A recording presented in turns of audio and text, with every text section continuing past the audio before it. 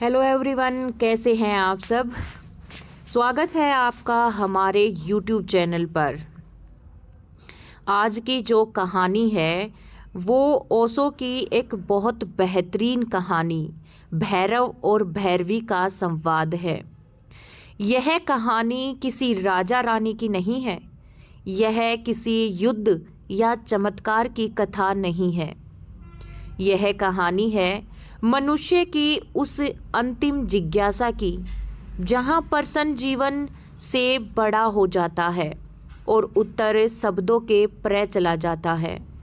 यह कथा बताती है कि ध्यान कोई अभ्यास नहीं है बल्कि एक जागरण है जो किसी कथा के भीतर छिपा हुआ है और शिव द्वारा दी गई 112 ध्यान विधियाँ जो हर मनुष्य के लिए अलग अलग द्वार खोलती है। अगर हम इस कहानी को जान लेंगे तो अपने जीवन का ये लगा लीजिए कि हम अपने जीवन का सार जान लेंगे। इसमें ओशो कहते हैं कि विज्ञान भैरव तंत्र कोई धार्मिक ग्रंथ नहीं है। यह प्रेम और चेतना का जीवन संवाद है जहाँ एक स्त्री पूछती है और उसका पूरा अस्तित्व उसका उत्तर बन जाता है। ओशो के अनुसार यह ग्रंथ इसीलिए अद्भुत है क्योंकि इसमें न कोई आज्ञा है और ना ही कोई अनुशासन है, ना ही कोई जबरदस्ती है। यह सीधे अनुभव की बात कराता है।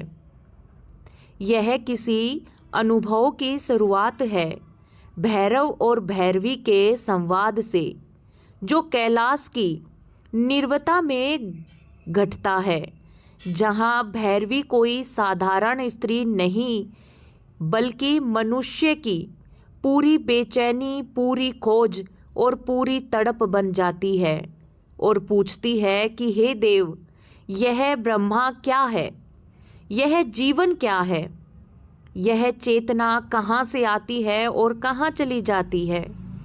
लोग कहते हैं कि ईश्वर है लेकिन वो दिखाई नहीं देता।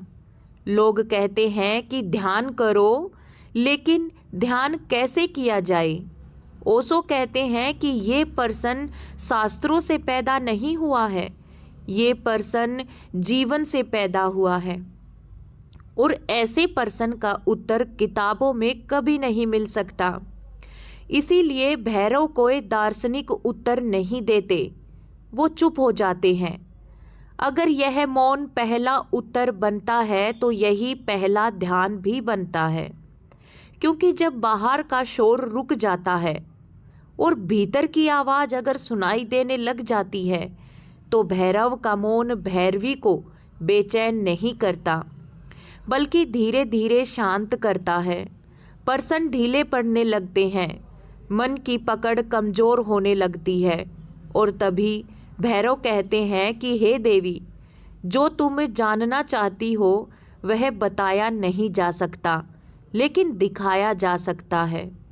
और यही से जन्म लेती हैं 112 ध्यान विधियाँ जिनके बारे में ओशो कहते हैं कि यह 112 जीवन अलग अलग साधन नहीं है बल्कि एक ही सत्य को दिखाने के लिए 112 तरीके बताए गए हैं।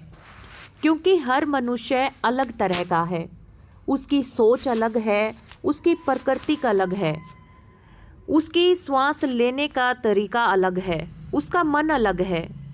कहीं भैरव कहते हैं कि श्वास को आते जाते देखो, क्योंकि श्वास जीवन और मृत्यु के बीच की वो कड़ी है जिसे हम आज में जी रहे हैं। और कई कहते हैं कि दो श्वास के बीच में एक क्षण भर का शून्य लो, वही शिव का द्वार है। और कहीं कहते हैं कि जब सुख आएगा तो तुम उसमें खो मत जाना, जागरूक रहना, और जब दुख आए तो उससे भागना मत, उसे अपने जीवन का साक्षी बना लेना। कई कहते हैं कि प्रेम के क्षण में ही होश बनाए रखना, क्योंकि प्रेम में बेहोशी नहीं होश चाहिए। और कहीं कहते हैं कि मृत्यु का स्मरण भी ध्यान बन जाता है। यदि तुम डर की बजाय जागरूकता से देखो तो ओशो समझते हैं कि ध्यान कोई करने की चीज़ नहीं है, क्योंकि जो किया जा सकता है उसे हम ध्यान नहीं कह सकते, क्योंकि जो हो रहा है, जो आप कर रहे हो, उसे हम अहंकार जरूर कहते हैं।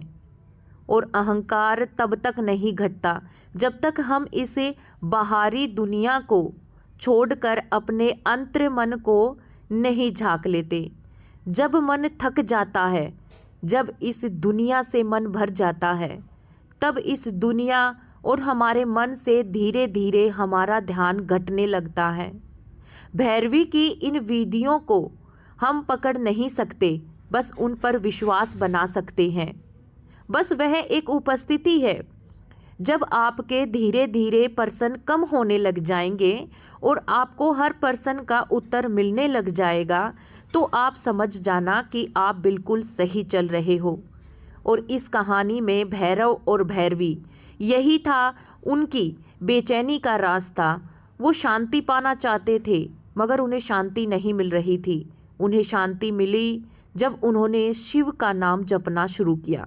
जब बाहरी दुनिया, जब बाहरी पर्सनों से उन्होंने अपना नाता तोड़ लिया, तब उन्होंने अपने भीतर झांकना शुरू किया। और यही विज्ञान भैरव तंत्र का भी सार है कि शिव कोई व्यक्ति नहीं है। शिव तो वो आस्था है जो हमारे भीतर है, बस हम देख नहीं पा रहे हैं। जब हम इस बाहरी दुनिया से मोह त्याग देंगे, जब हम किसी की चुगलियाँ करना या सुनना छोड़ देंगे, जब आप अपने मन की आवाज़ को सुनना शुरू कर देंगे, तब आपको सही मायने में शिव का पता लगेगा। महादेव कोई एक इंसान नहीं है, या आपके सामने खड़े होंगे तब आपको पता लगेगा। महादेव तो वो विचार है जब आप आंख बंद करके उनका नाम लोगे। ओशो कहते हैं कि महादेव सृष्टि के रचयिता कहा गया है। महादेव सिर्फ एक नाम ही नहीं, हमारे जीवन की पहचान है। महादेव ही एक ऐसे हैं जिनके मंदिर में आप जन्म और मृत्यु दोनों चीज़ें देखेंगे। महादेव के मंदिर में हमेशा शमशान घाट मिलेगा, और किसी देवी देवता के मंदिर में शमशान घाट नहीं होता। तो ये चीज़ें सीखने की हैं, ये चीज़ें देखने की हैं कि जगत के कर्ता धर्ता और सृष्टि के रचयिता महादेव, जो शून्य से शुरू होकर और शून्य पर ही ख़त्म हो जाते हैं, वो है महादेव। जब आप इस दुनिया से परे, जब आप थक जाओ और थक कर जब बैठ जाओ, तो ध्यान करो महादेव का, नाम लो उस महादेव का। आपकी हर समस्या, हर समाधान का आपको कोई ना कोई रास्ता ज़रूर मिल जाएगा। ये आज की कहानी भैरव और भैरवी की जो संवाद था, उसमें सिर्फ यही था कि हमारी इस बाहरी सोच को हम मिटाकर जब अपने मन के अंदर झांकेंगे, तो हमें पता लगेगा कि असली जीवन का रहस्य तो हमारे अंदर था। बाहरी दुनिया में हम बस खोए हुए थे। यही थी ओशो की एक बेहतरीन कहानी भैरव और भैरवी। बहुत एक सरल तरीके से आप तक पहुंचाने की कोशिश की है। आशा करते हैं आपको अच्छी लगी होगी, और अगर अच्छी लगी है तो लाइक कीजिएगा, चैनल को सब्सक्राइब कीजिएगा, ताकि ऐसी ही बेहतरीन कहानियाँ हम आपके सामने और भी लेकर आते रहें। आज के लिए इतना ही। प्लीज़ सब्सक्राइब ज़रूर कीजिएगा और एक अच्छा सा कमेंट भी।